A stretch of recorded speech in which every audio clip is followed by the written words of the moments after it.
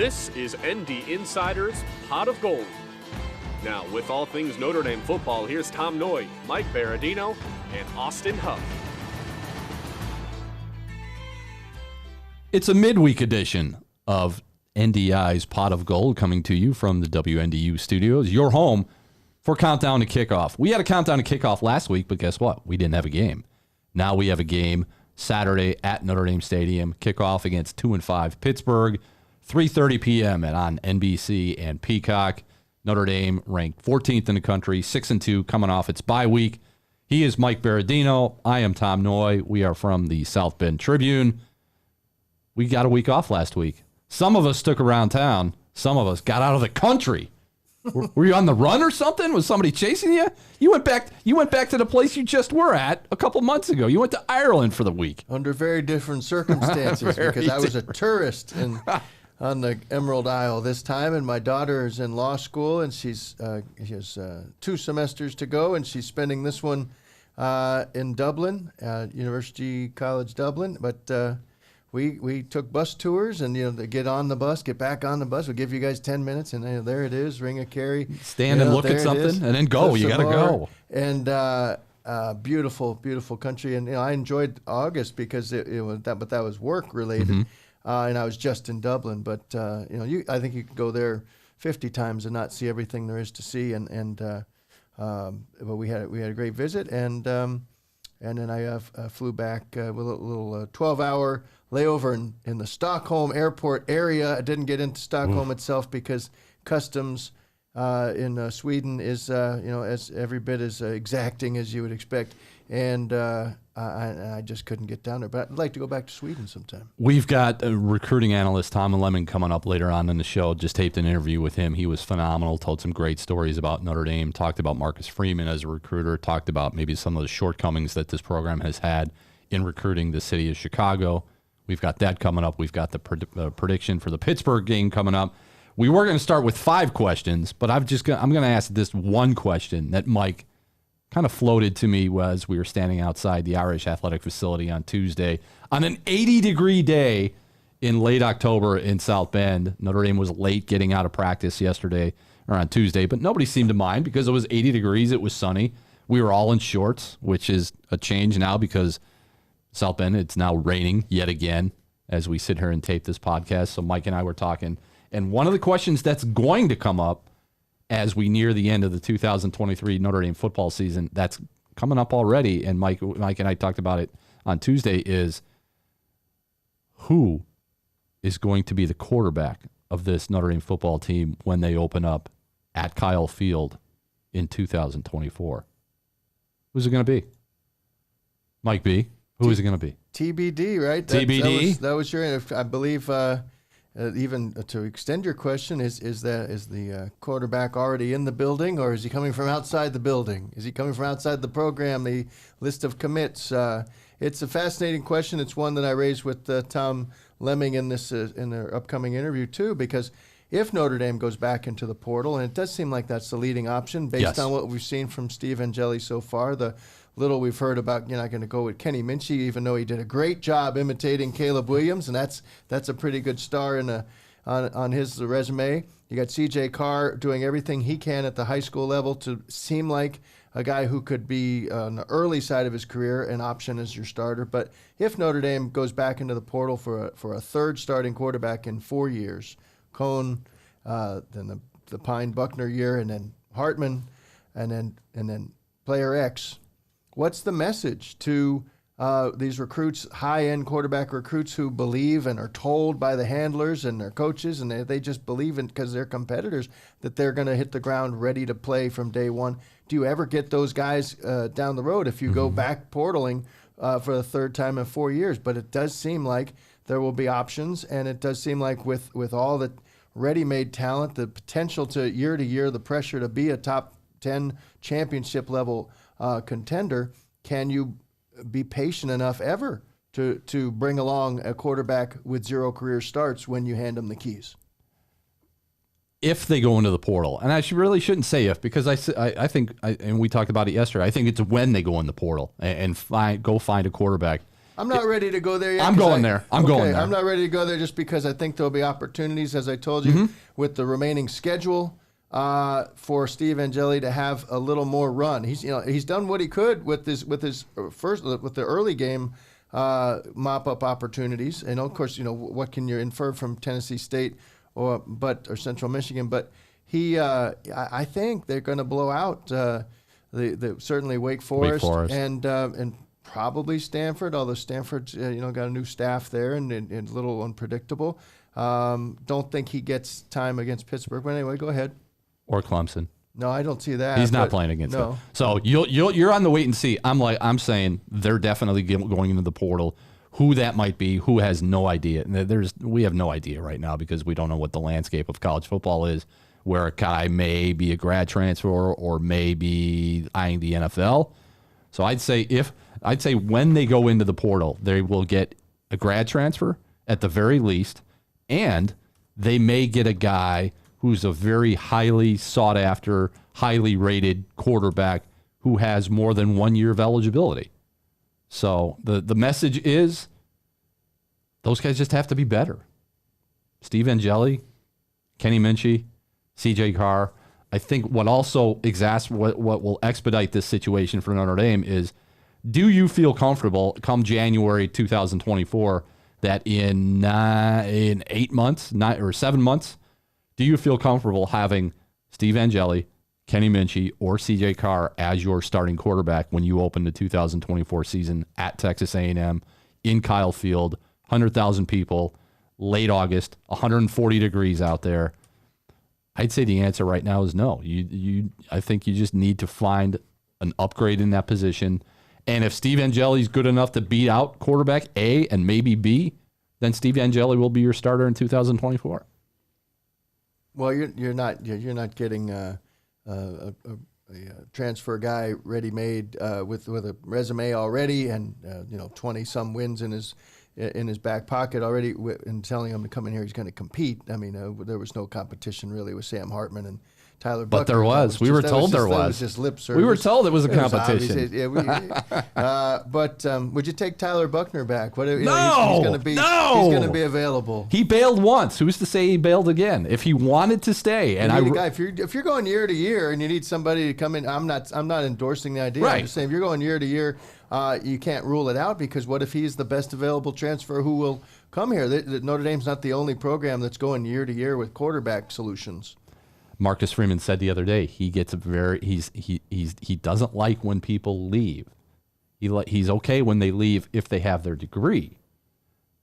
Tyler Buckner didn't have his degree. He could have gotten his degree at Notre Dame, then gone and played somewhere else and he would have sat behind Sam Hartman this year and then gone and played. I don't see Tyler Buckner coming back. If that's not a conversation that this staff will have with Tyler Buckner, it'll be a quarterback that has experience. It won't be as much experience as Sam Hartman, because how many times do you get a Sam Hartman coming to your program? Here's the other thing about going back into the portal, because they have hit on both Cohn and Hartman. But if you look around at the production of this past offseason's quarterback transfers, it's not just Brennan Armstrong who struggled. It's Hudson Card is no great shakes. I mean, they're up and down the list. It's cautionary tales. Devin Leary, I think, has been okay, right? I could be losing track on that, but there's for every one where it's like every Caleb Williams or Jordan Travis, and you're like, yeah, it's that simple. Just get the guy who's already shown he can play at the college level. There's somebody else who might have been excellent where he was, and then you bring him into the new situation, and it doesn't go smoothly. He doesn't get to know the weapons around him. He's a stranger in your midst. How many straight times you're going to hit on it? Because plenty of other programs, plenty of other offensive staffs have been unable to integrate that proven talent, quote unquote, with what was inherited. So you're saying the law of averages are going to swing the other way for Notre Dame? Yeah, two out of three isn't bad unless it's transfer quarterbacks, and you're talking about 2024 and whoever the heck comes in here. Jack Cohn worked. Sam Hartman worked. The next guy, will he work? We don't know, but that's college football. So stay tuned. I believe Notre Dame will get look in the transfer portal for a quarterback for 2024. And that at the cost of potentially Angeli, potentially and/or Minchie, who already know that they have a guy down in Tuscaloosa who likes their work, and Tommy Reese. But I have to believe C.J. Carr would come in here and be the guy potentially in 25 ready to hit the ground running. But it's going to be the same thing if you give all the snaps and all the game reps to the guy who's proven already, the 23, 24-year-old guy, which, that's a great way to have a pro guy at the top of your pecking order. You never get to the point where you have a 2-3 year developmental starter, or not developmental, but a soaring talent who can blossom under your own tutelage. You say the quarterback would come at a cost of losing Steve Angeli, Kenny Minchie, or C.J. Carr. It's the same situation. Say Steve Angeli is the guy and is the quarterback for 2024. You're going to eventually lose C.J. Carr, Kenny Minchie, or Deuce Knight coming in. All four of those guys are not going to stay at Notre Dame. That's just the nature of the position. A quarterback always leaves. That's just the way it is in college football, where you're not going to keep all four of those quarterbacks. All four of those guys will not finish their careers at Notre Dame. It's the nature of the position. So how do you balance that? It's a delicate dance. That's what Marcus Freeman's got to figure out. Can I add to this dance? No, you can't. Okay. Well, of course you can't. This is what we're trying. Dance. Let's dance. Who's Missouri got to come over here? Bye week. And we actually have a great quarterback. Who's the quarterback? Who's your backup quarterback? Ooh, Sam Horn. Sam Horn? Plays baseball, four-star kid. But we were talking about getting a transfer in. How many more kids can you bring in that maybe have that 1 year to fill that maybe awkward gap of like a CJ Carr who you don't want to get him starting in Kyle Field, let's say day one, or an Angeli day one, because you're running out of those kids that are on their 6th, 7th year because of COVID, because of grad transfers. So how many options, let's say, and right now we don't know because carousel hasn't opened coaching-wise and seasons are still going on. When you take that risk, how many guys are you actually going to be able to look at in that portal? Because you're going to start getting guys who have the 2 to 3 to 4 year eligibilities, not a Sam Hartman who's a grad transfer COVID, I've got my one last shot, I'm going to take Notre Dame. Or even a Jack Cohn who kind of was in that same breath of weird eligibility rules. We're kind of dwindling those people out. Yeah, maybe 2 guys at the most. So you're worth taking that risk. And who is it? Who do you get who doesn't go to the draft / isn't a starter like a lot of these guys have been? Stay tuned. In December, we'll find out. Right? We're going to explore that in the South Bend Tribune here later this week. And we are. You are. I'll be exploring that. That's why we're discussing it. And I'm not a. You've seen Riley Leonard's name thrown around. Some people think that'll be a package deal. He'll go on from Duke to wherever Mike Elko goes, if Michigan State or whatever. A la Garrett Riley and Caleb Williams, but or Lincoln Riley. Yeah, how's that working? I'm already thinking about Garrett at Clemson, but you got Clemson on your mind. It's Ben Bryant. I had to look up again because I dropped his name just out of the blue back, but he's already played 5 games this year. He's a guy that's been around the Gino Guidugli world at Cincinnati and at Central Michigan and went back and forth. He was one of those guys who transferred away from a program, came back to the program. That would be the Buckner model, but no, I'm not suggesting that. And of course, how many former USC guys? JT Daniels finally done. Are we sure? Slovis. He's at Rice right now, I think. Yeah, he is. He is. Yeah, but after this year, he's out of options, and that's what it's. And Slovis at BYU. It's fascinating. It's the era. Producer Jerry's right that at some point the 6-year model, because of the COVID bonus year, runs out. I believe 2025 would be the last year we could have somebody like that, where 20 didn't count. 21's your red shirt, 2, 3, 4, 5, essentially. And, there's always injury red shirt, medical red shirt if you really want to go that way. But, Sam Hartman was a unicorn, is a unicorn to a great extent, and and now is a shorn, mostly shorn unicorn. Is that how about that? We'll go with that. Unishorn. Yeah. Write that. That is the micro view of Notre Dame football recruiting as we move forward toward the end of 2023. Stay tuned after these messages or after this break. We'll get into a macro view of Notre Dame football recruiting with the one and only Tom Lemming. Back on the Pot of Gold, and pleased to be joined by veteran recruiting analyst Tom Lemming, now host of the Lemming Report on CBS Sports Network. Tom, great to talk to you. We go back about, 30 years in the recruiting business, covering Notre Dame football back in the 1990s when I had to call a 1-900 number 2, 3, 4, 5 times a day. That's how ancient the recruiting world was for me. How you been? Real good, yeah. For me, it's 45 years. The first year I took off on the road was the fall of '78. On that first trip, Dan Marino was in high school, so I stopped by Pittsburgh to see him. Jerry Faust was the head coach at Moeller, and that fall it was great. I was I'm still right now I'm traveling. I just came back. I had a big get together at Florida State in Tallahassee, driving around, and then I stopped in Birmingham and Huntsville and Nashville on the way back. Just trying to stay 1 year ahead of everyone else, and I'm hitting a lot of the 2025 and 2026 kids. The guys for this year I've hit last year or the year before. So I enjoy the travel around the country. I fly to New York for the show. Everything else I will drive, all 48 states, and Hawaii every couple of years. Alaska I went one time, and there's no ball players up there because they give up in September, usually the end of the season. You've been in this business for 40 years. When did you know that this was going to be what you were going to do with for the rest of your life? Like when were you like, all right, I can make a career of this? I'll let you know when that happens. No, for me, it took me 7 years to make money. I had to work as a printer. I had to work at the post office. I had to keep other jobs going while I was keeping my magazine going. Back then, the first year was 6 pages stapled to make it 12. I had newsletters coming out, and then the magazine started a couple years after that, but still didn't make a lot of money. I was the only one in the business really back then in the late 70s. There was a guy, Joe Terranova, that had ranked teams at the end of the year stuff, but I was the first one to go visit players and talk to the kids personally. And it took a while to catch on because everything was local back in the late 70s. You go into Alabama, they had a thing called the Tidings, but they only cared about what Alabama was doing. There was Parade Magazine, which would have 50 players, I think, every year.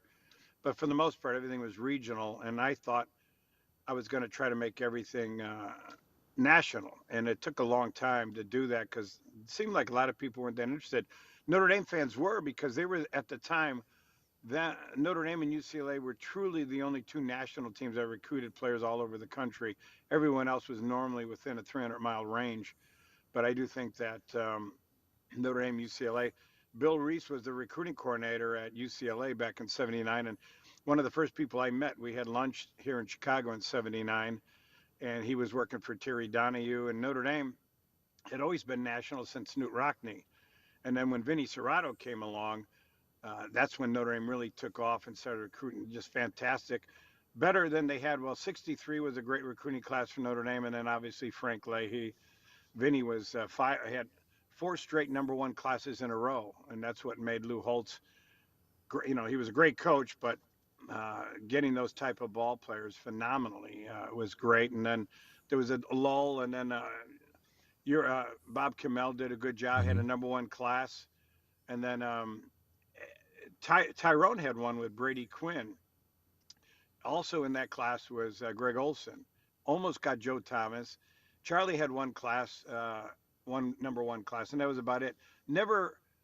Everyone always having trouble putting 2 classes together, and that's been Notre Dame's problem over the past 30 years, particularly when it comes to recruiting defensive linemen. Yeah. Tom Lemming, you've seen it all. You can give us instant perspective, a big picture. We hear a lot about this Marcus Freeman current recruiting process and the gift he has and the way he can make a connection. But in NIL era, with the transfer portal always hanging out there to muddy the waters as we get closer to the signing period, how challenging is it for him? Is there anything different about the way he and his group do it that can guard against decommits and the last-minute flips? How have you seen his method guard against it? Because they had 8 guys that they had at one point last year in the 2023 class that slipped away. It's tough to guard against it because Notre Dame was late getting to the NIL and late, getting into the transfer portal, or at least I think university rules at this stage don't allow them to really go after everyone in the transfer portal. So they've always fallen behind on that. They fell behind on NIL because Notre Dame has, they got their priorities when it comes to the administration, and hopefully they could work it out because Marcus is a fantastic recruiter. I would say like I said, I've been doing this 45 years. I knew about Newt Rockne and Frank Leahy being great recruiters themselves. And then Notre Dame had Vinny Serrato. And then, like I said, Bob Kamel did a good job. And Marcus, though, is in a class by himself when it comes to recruiting. The kids love him. He is relentless. I think Brian Kelly, Brian Kelly was an excellent coach, too. Show me a coach who's a prolific golfer, and I'll show you a lousy recruiter. And there's a lot of truth to that. Recruiting has to be your hobby, like it is Nick Saban, like it was for Urban Meyer. Lou Holtz was a prolific golfer, as was Tyrone Willingham, as was Brian Kelly. So I think their priority was more golf than it was recruiting, and sometimes it showed. Notre Dame does sell itself, but not enough for them to be a consistent national champion type team. And I think they do have that ability to be that way, and I think Marcus does. He's up against it with NIL and with the transfer portal, but his phenomenal ability to recruit, and he's got a really very good staff. He's got a good assistant in Chad Bowden. So I do think that given time, they're going to do great. And I do think I've mentioned this before with the defensive line. I thought they've struggled recruiting defensive linemen and great quarterbacks, or at least quarterbacks that haven't been developed. Because can you remember the last time Notre Dame had a great quarterback that really excelled in the NFL, besides Steve Berline, who was recruited by Jerry Faust, and Joe Montana was recruited by Ara Parsegian, actually, played for Dan Devine. But since then, Brady Quinn he struggled a bit in the NFL, as did Jimmy Clausen. And I think it comes down to maybe having a great quarterback coach and a great defensive line coach that knows how to recruit defensive players. When Vinny Serrato was here, when Bob Kamel was here, it was such an emphasis just to get on the toll road and head 90 miles west and go to Chicago. Why has it been, I don't want to say de-emphasized, but why has it been such a struggle for them to get back into the Chicago Catholic League, maybe the Chicago suburbs, to get kids to make that easy trip to Notre Dame? That's a great question, and one that should be answered by Marcus, and I've talked to him about it, because remember when they won the national title in '88, they had Chicago kids, Stan Smigala, George Streeter, Joe Allen, Chris Zorich, Jeff Holm, Ken Graham, all these guys that came out of the Chicago area. Since then, they've de-emphasized it, and right now, there's 51 players in the NFL from the Chicago area. Notre Dame's got 2, Cole Kmet being one of them with the Chicago Bears. But they should have many, many more. Last year, there was 13 guys from Chicago area drafted in the draft. Notre Dame only offered one of those 13, which is the ball player from Maine South who played at Northwestern. And it makes Tommy Reese did not really cover the area that well. And I think everybody kind of knew that he had Chicago. Before that, they didn't do very well. I was talking to Rob Ianello, who's the recruiting coordinator at Kansas right now, and he had Chicago. And he says, well, I was stretched, which was true. They had him all over the Midwest. They had him with Arizona and states like that. I think if Gino now has it. Gino's a good recruiter, but if he has many other areas, he's not going to really zoom in. And this class, they lost Justin Scott. They did get Cam Williams, who's a 5-star receiver, and Notre Dame fans are going to be really excited to see a guy who can run a 10.8, 10.900 meters, because they do need a wide receiver who can stretch a defense to keep 9 guys out of the box. That would be a stuff in the run. So I do think they need a wide receiver with speed. They do need a Will Ferrell, Will Ferrell. They Will Fuller and a Tim Brown or a Rocket Ishmael type that can really spread it. And then you'll see the running game really pick up. But I do think next year is also loaded in Chicago. This past year is a very good year.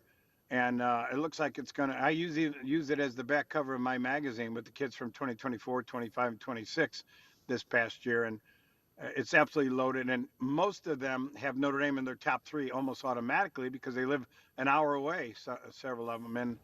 But it's been that way sometimes. I had helped with Chris Zorich indirectly. Lou Holtz had called me about in a situation, something else we were talking, and I said, well, by the way, Coach, there's a kid at CVS that your guys don't want to go see. It was Kurt Schottenheimer was the recruiter for Notre Dame, Marty's brother. He was zeroing in on another ball player up in the north suburbs at linebacker, Eric Anderson, who went to Michigan eventually. So I kept harping on Holtz to go look at him, and finally, Vinny Serrato was the greatest recruit around too. However, that time I told him, and he didn't go see him. So I told Holtz, and Vinny called me the very next day, and he goes, "Hey, did you tell the man we wouldn't go see that kid at Chicago Vocational?" And Holtz, I guess, read him the riot act. They sent Tony Yelovich to go see him, and eventually, even though they didn't really even like him that time, I kept harping on Holtz. I thought Zorch was going to be a great linebacker. He turned out to be an All-American nose guard. But that's how things go in Chicago. They sometimes don't realize that it's their own backyard, and they could do very well in Chicago. And if they do get 4 or 5 guys out of Chicago, it's going to help them towards that national title, like it did under Rockne, under Leahy, under Parsegian, and under Lou Holtz. What kind of recruiter would Vinny Serrato be in the NIL era? Because he was one of a kind when he was here.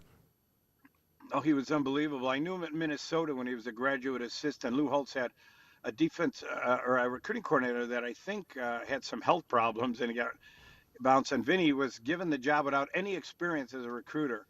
And then after that, him and I talked almost every day for 6 years. This was while he was at Minnesota, and then he got to Notre Dame. And he was he was young enough to identify with the ball players. You could talk to guys like Oliver Gibson, Bryant Young, Jerome Bettis. He was very, very close to all of them. Plus, he had a great eye for talent. He was never a coach. And he did so well, so successfully that Joe Paterno got the rule passed in the early 90s that to be one of the 10 coaches to be a recruiter. And that's when Vinny left for the 49ers. Joe couldn't beat him, so he wanted to make sure he wasn't going to be around anymore. He was got guys like Tom Carter, who was playing quarterback, watched him play basketball. He says, this guy's a quick twitch athlete. I know he could be a great corner. Jeff Burris was a running back. Switch him to DB. Vinny knew he'd be a great corner also. And he just did a phenomenal job recruiting ball players on a yearly basis. I mean, he was on top of them. Back then, it doesn't seem too long ago for me, but it was 30 years ago. Notre Dame did all the recruiting visits in 2 weeks, the first 2 weeks of the December. First week would be the banquet weekend, and the next weekend.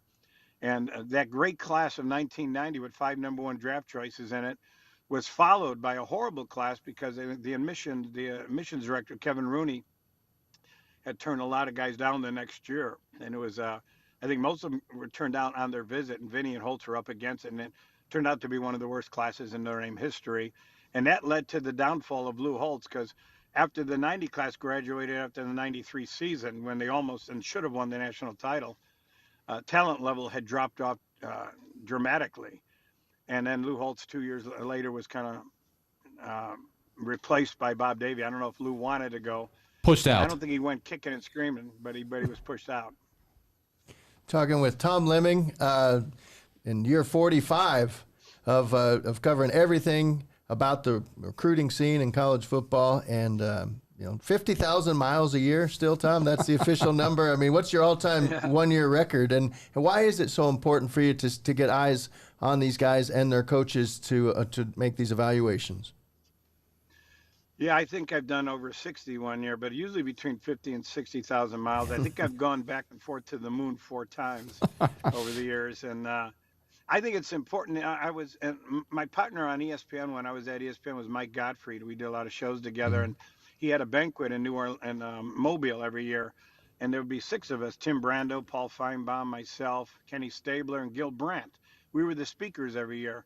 I always sat next to Gil Brandt, and he was telling me back in the early 90s that he used the star system, 8 stars. So next year I used 8 stars and made everybody confused. If you're a 5-star, it means you're just average.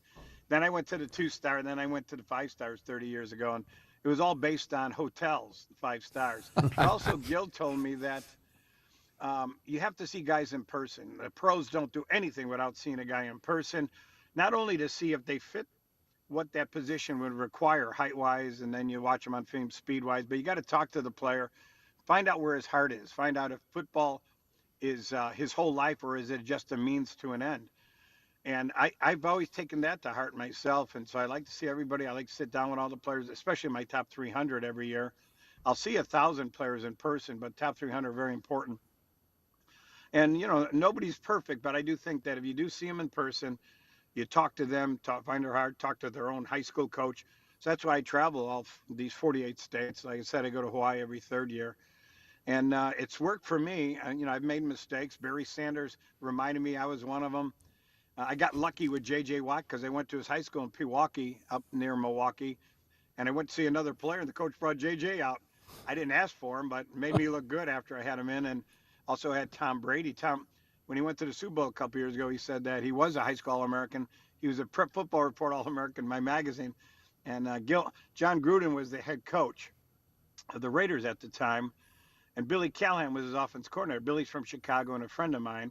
So they invited me up there, and for years, when Gruden and Billy were head coaches of the Raiders, I had all the top players meet. And Tom wasn't a big name. He was offered by some schools, but he was 6'5". He had an average arm and below average speed. So a lot of schools didn't like him. Lloyd Carr told me later they took him as an afterthought because they had already their number one guy that year, and they brought him in just to fill depth at the quarterback position. It shows you how, no matter how exact you are, you're going to be making mistakes. Turned out to be the greatest quarterback of all time, and at the time, not that many schools wanted him. Sticking with quarterbacks and getting back to what you said earlier, Tom, about the Notre Dame products in the pros, I believe that streak of losing starts by Notre Dame quarterbacks in the pros it's something like 23 or so. It goes back a ways. But spinning it forward, Sam Hartman may get that chance. But if they go back in the portal for another instant, ready to plug and play quarterback for the 24 season, that'd be 3 out of 4 years. Cohn, Hartman, and whoever this might be. You hear about Riley Leonard, maybe Michael Pratt. Who Don't knows? throw out names Who yet. knows? Oh, God. But No. I'm just saying, what's the impact on the next way? That C.J. Carr already committed. You got Deuce Knight committed. But what is the message? Is there a concern about pipeline development and commitment to teaching the game to these 4- and 5-star quarterbacks that everyone wants Notre Dame to secure? That's a great question because they have to start recruiting and developing their own high school ball players. Gino did it at Cincinnati with Ritter, and he's won some games. And that was Cincinnati. If you can't do it at Notre Dame, might as well give up. Tommy Rees did not develop a quarterback that was NFL ready and going there too. So maybe he'll do it at Alabama because they get whoever they want. He brought Tyler Buckner with him, who's now, I think, 2nd or 3rd string. So that was a mistake for Tyler because Tyler probably would have been the starter next year had he stayed at Notre Dame. Now with Milroe there, he's not going to be starting next year unless there's an injury.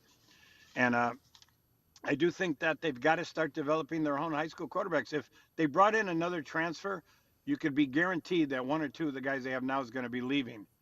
And if it's C.J. Carr, then, geez, that would be really bad for Notre Dame because it looks like he's the real deal. He's got size, he's got arm strength, he's got foot speed, he can run himself out of trouble, he's very intelligent. He's got the bloodlines, too. So C.J. Carr looks like the real deal. When I was down in Mississippi, too, I was looking I thought the quarterback for this year, Deuce, he's got great height, he can run. He's really got to be developed, and I think Gino could really prove himself by developing a guy like Gino.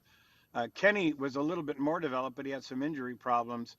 And I do think that Steve out of New Jersey, born to play at Notre Dame, but I do remember they almost lost him because Reese stopped talking to him and started zeroing in on the kid who's now the starting quarterback at Penn State. So that was a bad move, and then Steve eventually came along with them. But it seems like they made bad decision after bad decision on recruiting-wise quarterbacks. And over the years, too, you've watched them. Charlie Weiss did help develop Brady Quinn, as he did with Jimmy Clausen. But the guys around them weren't quite as developed as they should have been. So I think it's a total package. And with their offensive coordinator and the quarterback coach working together, I think they could develop C.J. Carr as the first high school quarterback to come out of Notre Dame in a long time. It looks like he's got the ability. The guys behind him also look like they've got ability. It just remains to be seen how good of a quarterback coach they are and how good of an offensive system they're going to be put in to make sure that they are successful. I have one question. Producer Jerry stepping in here, sneaking around. We're now a couple years into the Marcus Freeman era, and he's coming off of a guy who spent a lot of time with Brian Kelly recruiting on the recruiting trail. What's the biggest difference you've heard from recruits, coaches, etc., between Brian Kelly at Notre Dame and how his staff attacked and recruited compared to now Marcus Freeman and how his team and staff recruit? It's a major difference. Brian Kelly did not like talking to ball players during the season. which is that means you're going to lose half the players, because when you got Nick Saban and when Urban was coaching, and all the big recruiters, Dabo, they're calling the kids all year round. They're calling freshmen. They're calling sophomores. Brian didn't do that. Marcus is doing that. He's on top of everybody. He has a hands-on approach to recruiting that Brian Kelly didn't really have. Although Brian Kelly, I think, has developed that hands-on down at LSU, because if you don't, you're going to get your butt kicked in every game if you're not staying up with the Joneses down in the Southeast Conference. And so, but Marcus is a fabulous recruiter. Though everybody I've talked to in my national travels loves him. I mean, he called almost everybody. He talks to them. It doesn't matter. The position coaches also, he requires those guys to recruit. Brian Kelly didn't set the example. He wanted them to recruit, but since he wasn't doing it, it was easy for some of the assistants not to do their work. But under Marcus, if they don't do their work, they're in big trouble, because he's out there going crazy. Just like Nick Saban, all the assistants told me that they have to work double at Alabama because Nick is working triple in recruiting. He understood, and I've been doing this long enough where I had good talks with like Pete Carroll and Phil Fulmer, Bobby Bowden, Nick Saban, Urban Meyer, and Mac Brown. Those are my top recruiters over the past 45 years. John Robinson was also very good. And all of them said to me, and they're all on my Mount Rushmore of recruiting, but they did say to me that no matter how good of a coach you are, you win with impact players. Pete Carroll really emphasized that. So we go after every number one draft choice in LA, but not as much as the other coaches previously, because we want to hit the number one draft choice out of New Jersey, out of Florida, out of Ohio. It was a great philosophy. Urban did it at Ohio State, if you remember. Jim Tressel, Cooper, always recruited Ohio mainly, and then they went a little bit to Florida or places like that. Urban turned it around. He only went after number one draft choices in Ohio and started bringing in all these other great players from the rest of the country, and he was extremely successful, and that's what Ohio State is still doing now. All their good number of their players are not from Ohio, like it did, under Woody and all of them. Woody had 90% of his players from Ohio. And I think that philosophy has worked wonders for the impact coaches when it comes to recruiting. And Marcus understands it because he played at Ohio State. He understands what's going on there. And then at Cincinnati, they had to recruit nationally because they didn't have a big enough name to bring in the local kids. Tom, who would be a guy during your 45 years that if you thought, boy, if this kid ever wound up at Notre Dame, he'd be really special, but then wound up going somewhere else and didn't go to Notre Dame? Randy Moss. I knew you were going to say Randy Moss. I knew it. He was my, over the past 45 years, the best player I've ever seen. Mm-hmm. He was a difficult guy. Back in the 90s, I did a show on Sports Channel nationally. And the last show, we always flew the top 25 guys to Disney World for 3 days. And we do a show, Gene Deckeroff for myself, or Lee Corso and myself. We always did the 1 hour show. And the 1 year, which I think next to 1979, the 1994 class of Randy Moss, Charles Whitson, Ricky Williams, there's so many great players in that class. And Notre Dame had the number one class that year because you counted Moss. They turned down the night before Javon Curse, one of the great recruiters that year. Bob Kamel was recruiting coordinator of that class. Dave Roberts was his best recruiter. Dave had gotten Javon Curse to commit. Dave called me that night and he says, hey, we had 2 scholarships left. One was for Randy Moss, who had committed silently but didn't want it announced till signing day. And the other one was Javon Curse. However, in the meetings the next morning, Joe Moore, the iconic offensive line coach, who was a horrible recruiter, he didn't put a lot of effort into it, had a kid from Gilman High School who's Biff Poggi, who's now the head coach at Charlotte, was the high school coach, and wanted a kid named Mueller. Alex Biff Mueller. wanted him to go to Notre Dame. Yep. And so they wound up turning down Javon Curse for Mueller. And Dave was livid because I remember he called me that night. I can't believe it. Holt said, let's go with Joe's guy. They went Mueller, turned on Javon Curse, and Javon continued to be an All-American and All-Pro for several more years. He would have been part of that great class of Mike Rosenthal and Corey Minor and all the great players. I think there were like 8 Notre Dame guys out of the 25 down at Disney World that year. But here's a good story. My producer calls me the morning of all the guys arriving. He says, Randy Moss, his mom promised me, she took him to the airport. She promised me he got on the plane and everything. Plane lands, there's no Randy Moss. My producer's besides himself. Called me up, so I called the mother, and she he goes, that little guy, that little rascal, he took the ticket and used the money for video games and didn't fly on the flight.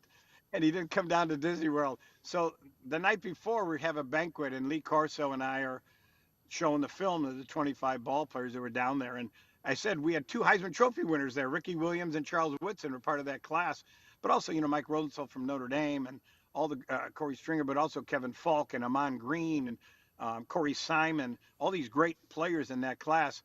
The guy who got the most oohs and ahs was Randy Moss, hurdling people and catching the ball. He was a phenomenal athlete. If he had gone to Notre Dame, they would have won another national title or so. Ron Paulus would have had, or it was Ron, or was it, I can't remember, Rick Meyer would have had a great, it would have been Rick Meyer would have had a great wide receiver, as what they were lacking in that.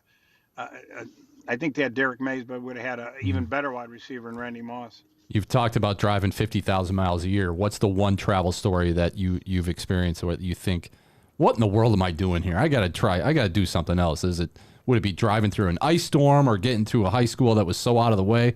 What would be one of your travel nightmare stories in all your travels?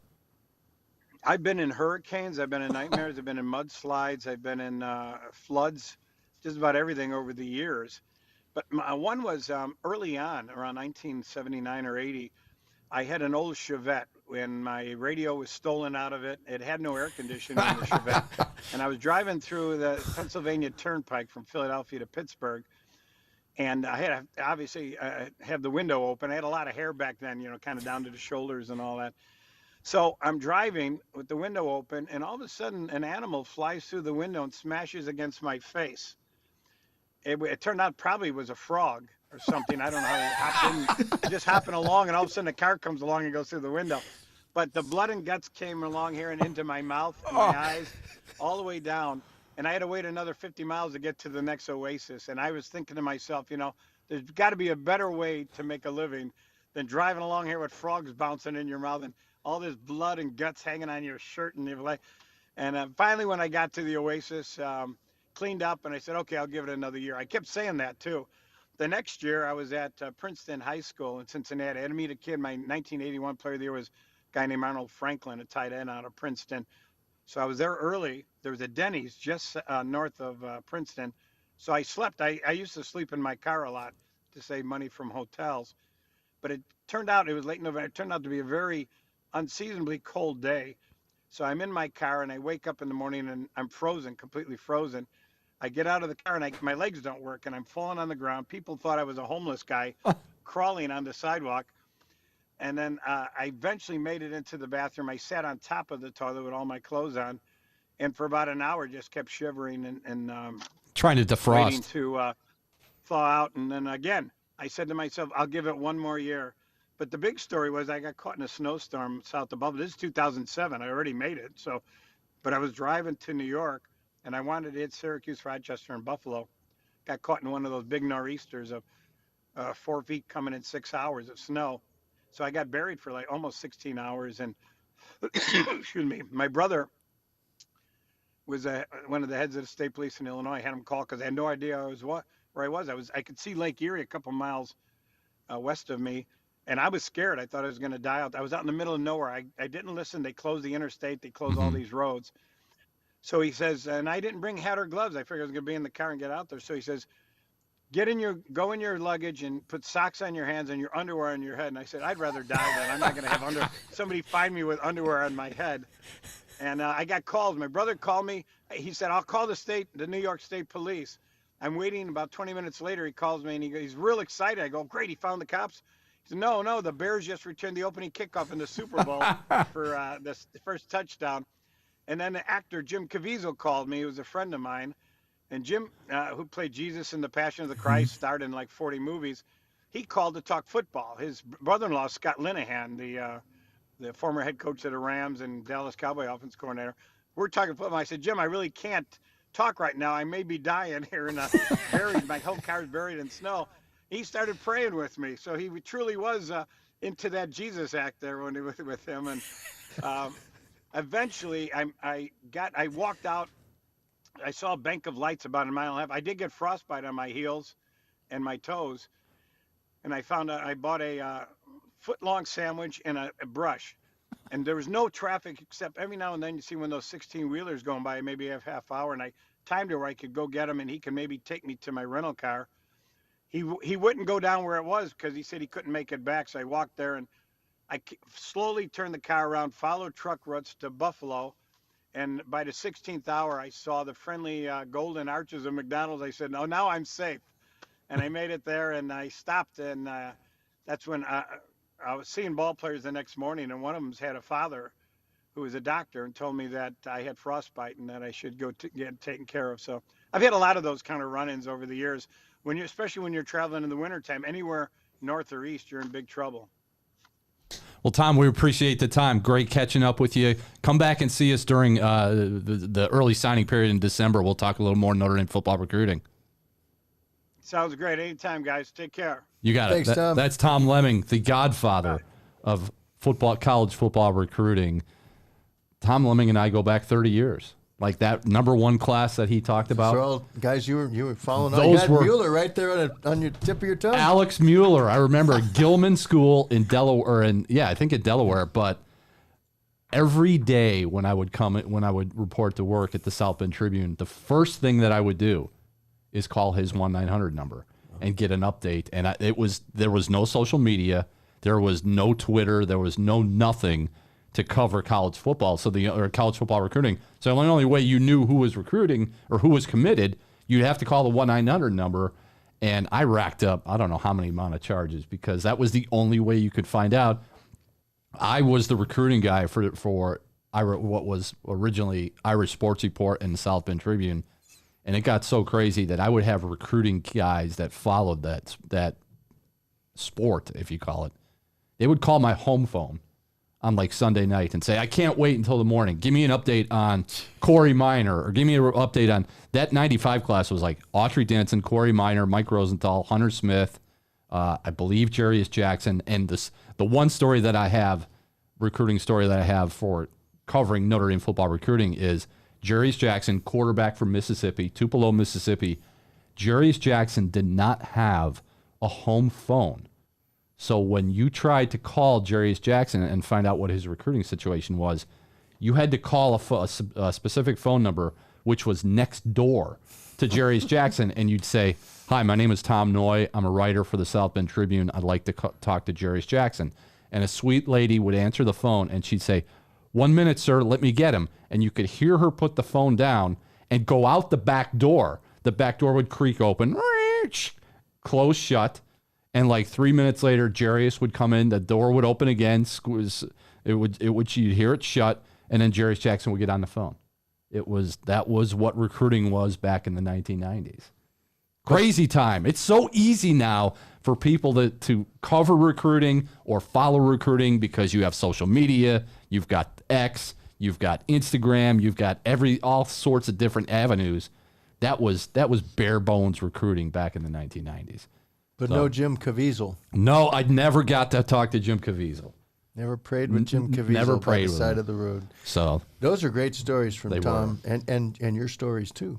Both Great. Toms. Yeah, all Tom. I've got all kinds. Those, you can't get in. Javon Curse, I did a story when I was in Fort Lauderdale about him after he had already made his reputation at Florida, but he was a man of substance. I remember because he'd lost a brother to a shooting and over in Fort Myers, and I spent the day with him. And yeah, I did not realize at the time that Notre Dame was such an option for him, and I could totally see him being an all-time great at Notre Dame if he had just come here. Another quick recruiting story, and then we'll move on to our Pittsburgh predictions. David Terrell, remember the wide receiver, Chicago Bears, went to the University of Michigan. He was originally committed to play at Notre Dame, or was close to a commitment, and I needed to. Back in the day of the 1990s, we did not run any commitment stories in the South Bend Tribune until we talked to the kid and got confirmation from the kid. So there was rumors and there was word that David Terrell was committed to Notre Dame. I needed to talk to David Terrell. I was able to finally get in touch with him at like 11:45 at night after he had come back from a track meet. I'm sitting with a cordless home, my cordless home phone in my bathroom so I wouldn't wake up my wife, interviewing David Terrell at 11:45. That's recruiting. I've got 1,000 recruiting stories. And you still had time to make deadline. And I still made deadline back in those days because our deadline was like 1 o'clock. That's right. So I knocked that out. So that was Tom Lemming. That's great. He was awesome. He's a great guy. We'll probably have him back somewhere close to recruiting period when the early signing period happens in December. We'll take a break, come back, wrap up this edition of Pot of Gold with our predictions for Pittsburgh. Back wrapping up this edition of Pot of Gold from the WNDU Studios, your home for Countdown to Kickoff. Mike Berardino, Tom Noie, producer Jerry. It's prediction time. It's Pittsburgh time. Can you feel the the energy around South Bend for the Pittsburgh Panthers coming to town? The 2-5 Pittsburgh Panthers who have won one of their last 6 games.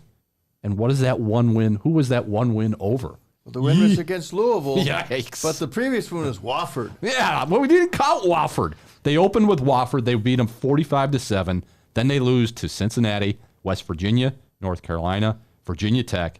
They beat Louisville, and then they lose at Wake Forest 21-17 in kind of a wacky game on Saturday that, honestly, I didn't watch down there in Winston-Salem. So they are 2-5. What should we be worried about with the Pittsburgh Panthers there, Mike B? Anything? Well, the pass rush they're known for, the Narduzzi-Bates defense is known for just coming at you at odd angles. And Shane Simon's over there. You always knew he was a very talented player, couldn't stay healthy at Notre Dame. He's tied for the team sack lead with 3. They spread him around pretty well. But, that's what you'd be concerned about is Sam Hartman taking the type of hit as the ball's delivered that that sends him to the medical tent. You never want to see that. You want to keep the pocket clean. You probably more quick release stuff, hot reads, and offensively not a whole lot other than I'm gonna try to say it. Veilleur, and then nothing about that name, and when you look at it in print, that suggests Veilleur. And then I did a YouTube, you can YouTube it, and all these things, and like the French pronunciation of that. He's from Ottawa, I think, so French Canadian, but the French pronunciation is often Veilleur, and maybe they didn't want him to be confused with Caillou, and I don't know where they're going with that, but he was good enough to replace Phil Jerkovic. And nobody really likes Phil anymore, and nobody likes Caillou. I know that. I can't stand that little guy. Whoa. So Caillou and Phil Jerkovic, I think they're over there. I'd be more concerned if Caillou came on the field. They're over there. Christian Veilleur. Make you fall over laughing. Christian Veilleur is the new quarterback at Duke. He's played in 4 games, 52 of 82 with 2 interceptions for 647 yards. And 5 touchdowns. So and one slide. And one game-losing slide. One slide that did not get a first down. He and Sam Hartman can compare slide notes, right?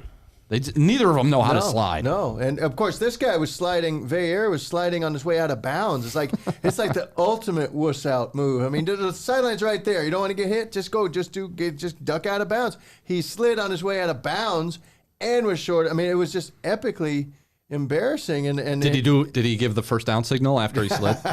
He needs to learn how to slide from Kenny Pickett or how to fake slide. There you go. That's where Pitt peaked with sliding. Yeah. Any quarterback in this area. They've outlawed that now, right? Yes. It was a one-time. It's the Pickett rule. Pickett's put on the Pickett line. Pickett's delayed charge. It's Kenny Pickett. Small hands is all I know. Kenny Pickett. Small hands and Caillou. Where has this show gone? Small hands. Kenny small hands. Small hands, fake slides. Here's a weird stat for you as far as we're talking about Pittsburgh. Through 7 games, the Pittsburgh Panthers have scored 172 points and given up 172 That's right, 24.6 average on both sides. The very epitome of mediocrity. Of average.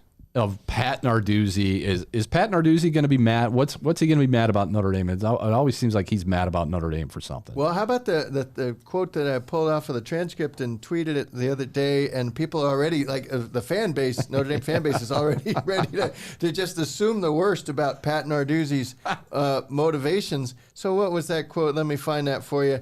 But basically, he just said when Notre Dame gets on the field, it's a good-looking team with the shiny gold helmets. It's as good a looking team as you're going to ever walk out on a Saturday and see. And people took umbrage with that because they just don't like him. I guess he's just. They think there's some hidden meaning behind him. They're making fun of Sam Hartman's, manliness or something, and his steez. But some people, I guess Narduzzi and Brian Kelly, kind of in that same realm of they can't win for losing. People just don't like them. They just not gonna. They're just not likable, but they're really good coaches. So that's Pittsburgh. You want to give a prediction so we can get out of here? Oh, can we? You want to? Sure. We can stay and talk all day. Let's get Tom Lemming back. Tell some more stories. Oh man, wild stuff there. That the frog. Coming in, I can't believe it. You got that coming in the driver's side window, and then hitting him in the head. You haven't lived till you've been on a recruiting drive, I guess, and been attacked by a wild frog. Driving a Chevette. He was driving a Chevette with no air conditioning. I once, I can identify that because I once had a what the heck was that? It was a Chevy and no air conditioning. No, I had air conditioning but no cruise control, and I drove all over when I worked in Augusta, Georgia. That's right. Chevy Nova. You got to have Cavalier. They had it's all the same, right? I can see you as a Cavalier man. They still make the Cavalier. I don't know, but they shouldn't. And but so I did have air conditioning because you can't work in Augusta, Georgia, and drive a car with no air conditioning. You can't. But I didn't have cruise control, so but no frog story for you. Too many Skittles, I can tell you that. Skittles and Mountain Dew on I-20. That's a bad idea. That is after covering a game at in Athens or something. But 31-13. 31-13. Mike Berardino says Notre Dame beats Pittsburgh. I'll go with 38-13. Sam Hartman looks more like Sam Hartman. Sans the beard. Beard's gone. He only has a mustache. He looks better. The offense looks better. Jared Parker gets everything on track. You're writing about the quarterback situation this week. I'm writing about Jared Parker for Friday.